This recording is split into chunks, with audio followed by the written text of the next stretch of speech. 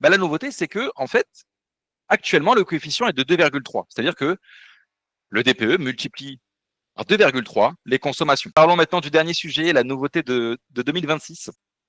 La nouveauté concerne la modification du coefficient de conversion de l'électricité. Alors, qu'est-ce que c'est? Faut savoir que dans une étiquette DPE, en termes de consommation, vous avez deux énergies qui sont affichées. La nouveauté, c'est que, en fait, actuellement, le coefficient est de 2,3. C'est-à-dire que le DPE multiplie par 2,3 les consommations. Eh bien, ce coefficient, dès le 1er janvier 2026, va passer à 1,9. Ça peut paraître pas beaucoup, mais en réalité, reprenons le même cas, on passerait de 385 à 327, ce qui est franchement pas si mal. Donc c'est un sacré changement.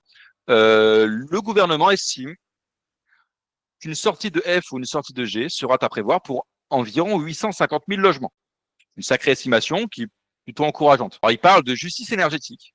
Il y avait beaucoup trop de différences du coup entre le gaz, le fuel qui eux avaient un coefficient de 1 et l'électricité qui avait un coefficient de 2,3, c'est énorme. Donc finalement, l'électricité était un petit peu pénalisée, sauf la pompe à chaleur, mais tout ce qui était radiateur électrique, vous le savez très bien, je pense, ça donnait des notes assez complexes. Ils ont fait ça aussi pour s'aligner à l'Europe, puisque l'Union européenne a un coefficient de 1,9 et nous, on était un des seuls à 2,3. Donc voilà 3 grandes raisons de ce changement. Et c'est aussi parce que franchement, faut être honnête, il y avait une sacrée incohérence parfois sur certains biens qui étaient chauffés au radiateur électrique. On se retrouvait avec des notes extrêmes, alors que c'était peut-être pas si mérité que ça. Il sera possible, tout comme d'ailleurs, vous le savez, pour les moins de 40 mètres carrés, c'était possible de le faire aussi.